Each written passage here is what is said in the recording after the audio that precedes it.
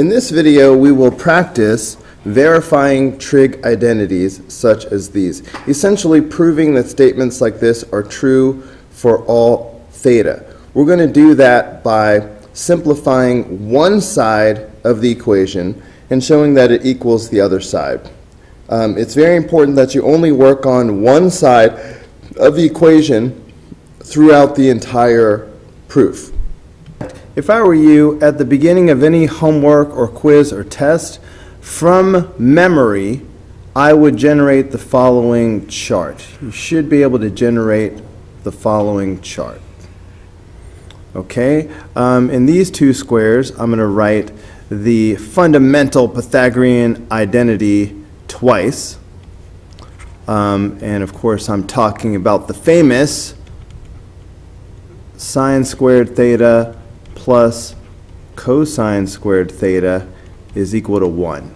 I'm just going to write that twice. Sine squared theta plus cosine squared theta is equal to 1. It's so important, it's worth writing twice. However, that's not why I wrote it twice. Let's go ahead and write down the other two versions of this. There's the version that involves tangent. So if we have 1 plus tangent squared theta, that is equal to secant squared theta. Memorize that. And then there's the cotangent version. 1 plus cotangent squared theta is equal to cosecant squared theta. So for once, these match up. Cotangent is in the same equation with cosecant, so those go together. Tangent goes with secant. All right, so we've got three equations that you just have straight memorized. Now, if I were to subtract cosine from both sides, so minus cosine, that's going to give me sine squared theta is equal to 1 minus cosine squared theta. All right, now this is the difference of two squares, so I could write this as sine squared theta is equal to 1 plus cosine theta times 1 minus cosine theta. All right, similarly, on this one, if I imagine that I am subtracting sine squared theta from both sides, so minus sine squared theta minus sine squared theta, that would leave me with cosine squared theta is equal to 1 minus sine squared theta. And now this is the difference of two squares. So this will now factor. I'm just going to bring this down. So this would be cosine squared theta is equal to, now I'm just going to factor this as 1 plus sine theta times 1 minus sine theta. All right, so we've got this as well. Now, in a similar way, I'm going to rewrite these two equations. Subtracting 1 from both sides gives me tangent squared theta is equal to secant squared theta minus 1. So that gives me tangent squared theta equals. Now this is the difference of two squares. So I can say secant theta plus 1 times secant theta minus 1. So I have these new identities. Similarly, if I subtract 1 from both sides on this equation, I get cotangent squared theta is equal to cosecant squared theta minus 1. So that means cotangent squared theta is equal to, and now this is the difference of two squares. So this will be cosecant theta plus 1 times cosecant theta minus 1. Now, our primary strategy will be to pick a side, usually the most complex looking side, and rewrite everything in terms of sine and cosine. That's what I'll try here. Now, cotangent is cosine over sine, so I can rewrite cotangent as cosine theta over sine theta. And then I have tangent, which is sine over cosine.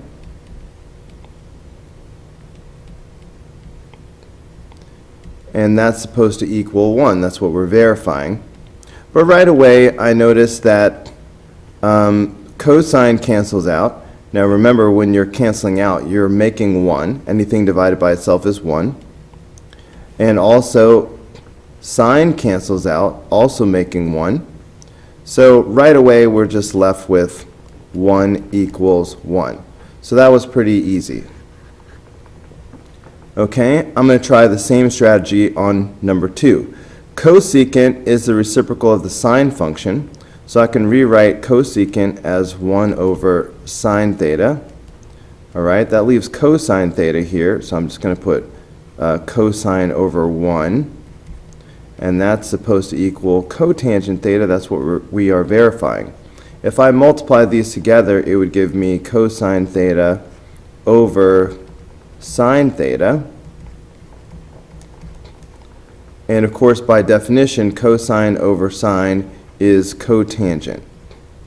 So we have cotangent theta is equal to cotangent theta. So we have verified the identity. Okay, for number 3, in the numerator here, I have sine theta.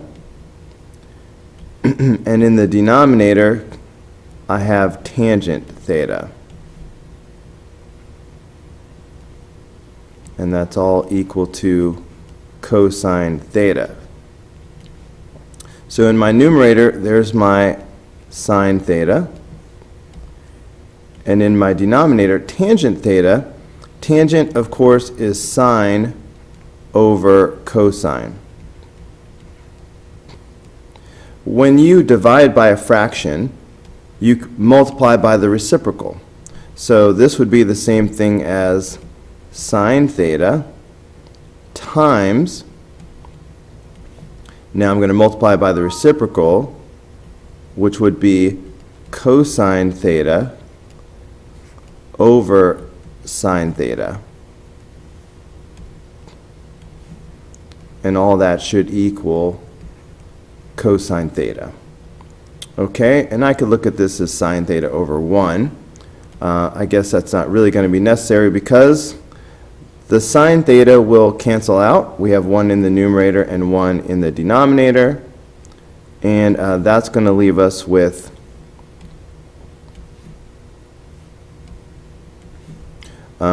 cosine theta is equal to cosine theta. And we have verified it.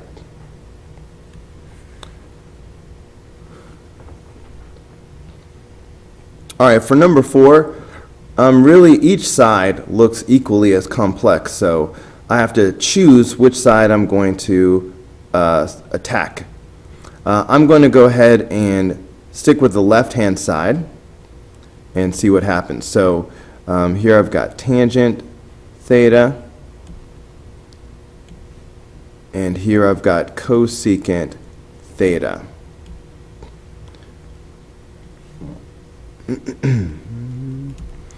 All right, and that's supposed to equal sine squared theta over cosine theta. Let's see what happens.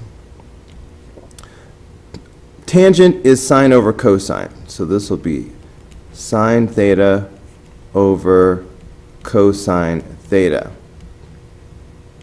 Cosecant is the reciprocal of the sine function, so this is 1 over sine theta. When you divide by a fraction, you multiply by the reciprocal. So I'm going to start by just writing this down again, sine theta over cosine theta. But now I'm going to multiply by the reciprocal here. So this would be times sine theta over 1. And this is presumably equal to sine squared theta over cosine theta, which is what we are trying to verify. And sure enough, if you multiply this out, you get sine squared theta over cosine theta. And so that does equal sine squared theta over cosine theta. And there we have verified this identity. Okay, let's try the same strategy for number 5.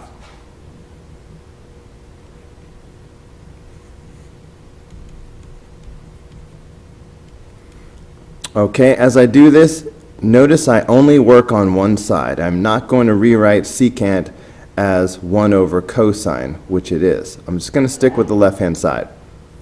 Cotangent is cosine over sine. So I could write cosine x over sine x. Of course, cosine is just cosine, but I'll go ahead and write it as cosine over 1. Tangent is sine over cosine, so sine x over cosine x. Now I'm just going to look through and kind of see what cancels out. Well, here I have cosine in the numerator and denominator, so those are going to cancel out. And here I have sine in the denominator and the numerator, so those are going to cancel out. So the only thing left down here is cosine. So that's going to leave this 1 right here over this cosine. And we're verifying that that equals secant x. Well, 1 over cosine x by definition is secant x. The reciprocal of cosine is secant x. So we have secant x equals secant x, and we have verified this identity. All right, I'm going to stick with that same strategy again, working on the left-hand side. So here I have sine theta. All right, and then I have secant theta is the reciprocal of cosine, so I'm going to just write this as 1 over cosine is equal to tangent theta. That's what we're trying to verify. If I multiply this out, I get sine theta over cosine theta, and by definition that does make tangent theta equals tangent theta, so we have verified the identity. Okay, we'll just use the same strategy again. Secant theta, secant is 1 over cosine. Cotangent is cosine over sine. And we are to verify that that equals cosecant theta. Well, I notice that I have a cosine in the numerator and denominator, so those cancel out. That's going to leave 1 over sine theta.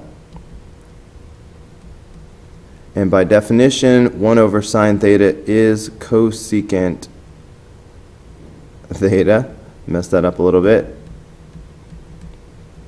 And we have verified the identity. Okay, I've been waiting for this to get a little bit more interesting. We finally have one that has a difference. Yeah, I've been looking for a sum or a difference because that things get a little bit more interesting.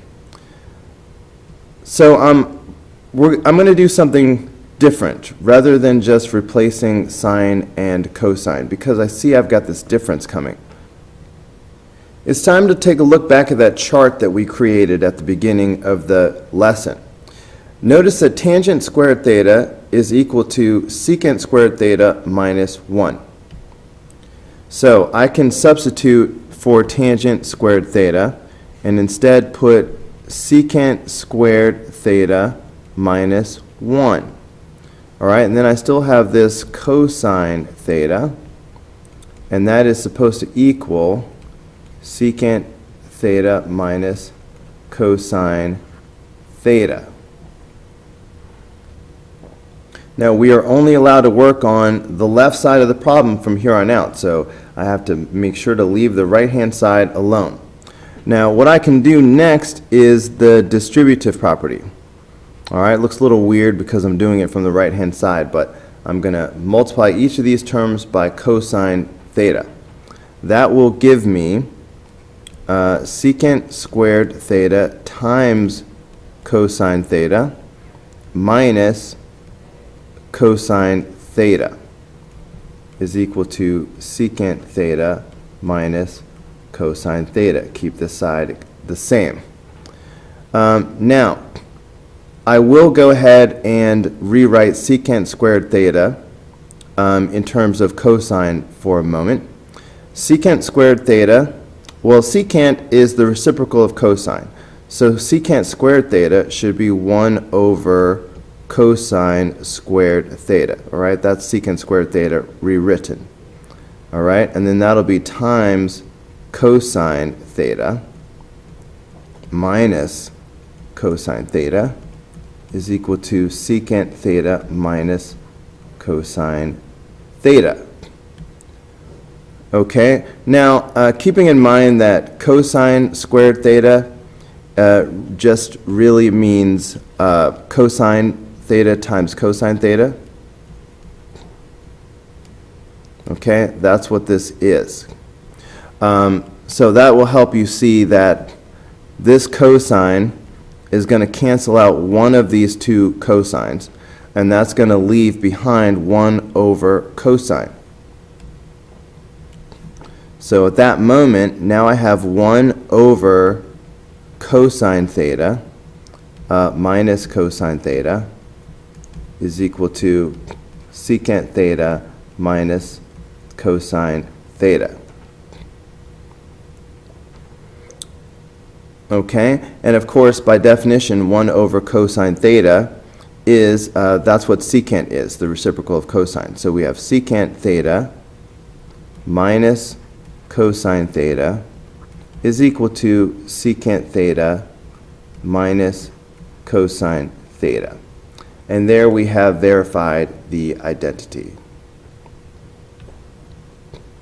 Okay, that was a little bit more interesting. Okay, number 9. Again, more interesting when you have the sums and differences like this. All right, but on second thought, this one is extremely straightforward and not very interesting. When you are dividing like this and you have more than one term, you can easily rewrite this. All right, so I've got sine theta minus cosine theta. All right, but this sine theta that we are dividing by, we can just write it separately under each term. And I can write sine theta and sine theta. Right? In other words, if I have a plus b over x, that's always going to equal a over x plus b over x. Okay? So that's all I did so far. And of course, I'm not going to change the right-hand side, so I'm just going to leave this as 1 minus cotangent theta. Anything divided by itself is 1. Cosine over sine, by definition, is cotangent. So I get 1 minus cotangent theta equals 1 minus cotangent theta. And there I have verified the identity. All right, that was pretty trivial. Okay, this looks interesting. All right, I'm going to choose to continue to work on the left-hand side because this is more complex, and it's usually easier if you work on the complex side to simplify it down. I'm going to start by doing the distributive property with this cosine theta that's in the front. So that's going to leave me with cosine theta times secant theta plus, All right, now here comes this cosine theta. And then I'm going to rewrite the rest of this. All right, cosine theta cosecant squared theta is equal to cosecant squared theta. So far I've just done the distributive property. Now I'm going to rewrite everything in terms of sine and cosine. Okay, so here I have my cosine theta, and I'll just put that over 1. Secant is the reciprocal of cosine, so this will be 1 over cosine theta. All right, and now here I have cosine theta, which I'll put over 1. All right, and there's another cosine theta. Okay, now cosecant is the reciprocal of the sine function. So this is going to be 1 over sine squared theta. Okay, so this is equal to cosecant,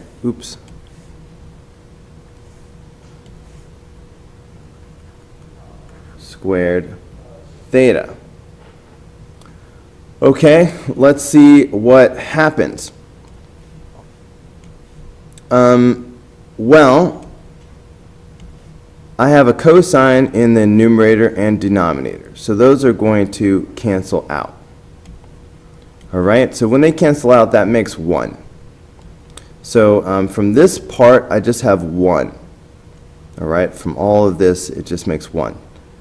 Now, here I have cosine theta times cosine theta. So that would be cosine squared theta. Now, I have cosine squared theta times 1 over sine squared theta. So I could just go ahead and put the cosine squared theta in the numerator and the sine squared theta in the denominator. And that's going to equal cosecant squared theta. That's what we're trying to verify anyway. Now, cosine over sine is cotangent. So that means cosine squared theta over sine squared theta is cotangent squared theta. Equals cosecant squared theta. Okay, now would be a good time to look back at that chart that we made at the beginning of the lesson. And I'm looking for 1 plus cotangent squared theta.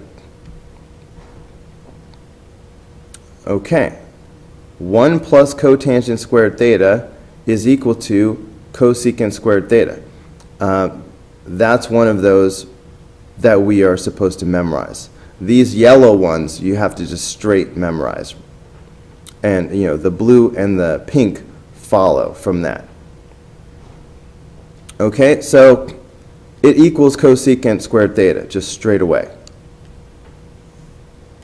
So that, making that substitution, then we have cosecant squared theta is equal to cosecant squared theta, and there we have verified the identity. All right, looking at number 11, I like this. I see the 1 minus cosine squared theta. That makes me want to glance back at the chart that I made. And look, there's 1 minus cosine squared theta right there. That is equal to sine squared theta. So I'm going to make that substitution. So that's going to leave me with secant squared theta times sine squared theta. And that's supposed to equal tangent squared theta. I'm not going to touch this. I'm only going to work on the left-hand side. So now would be a good time to rewrite everything in terms of sine and cosine. Well, this is already sine, but secant squared theta, secant is the reciprocal of the cosine function. So secant squared theta should be 1 over cosine squared theta, okay, times, and I could write this as sine squared theta over 1, just to make it super obvious what's happening. If I multiply these together, I get sine squared theta over cosine squared theta. And sine over cosine is tangent, so this will equal tangent squared theta. So we have tangent squared theta is equal to tangent squared theta, and we have verified the identity. All right, one more. Now, again, I see this difference, secant squared theta minus 1. So I'm going to look for this on my chart, secant squared theta minus 1. Okay, and here it is, secant squared theta minus 1. That equals tangent squared theta. So I'm going to make that substitution. So I have cosine squared theta, tangent squared theta is equal to sine squared theta. Well, that's what I'm trying to verify. Continuing to work on the left-hand side. All right, I'm just going to write everything now in terms of sine and cosine. Okay, so this is like cosine squared theta over 1. Of course, tangent is sine over cosine, so this will be sine squared theta over cosine squared theta. And now I see that I have cosine squared theta in the numerator and the denominator, so those will cancel out, leaving me with sine squared theta is equal to sine squared theta. And I have now verified the identity. That's going to do it for this video, guys. I hope it was helpful, and I look forward to seeing you on the next video.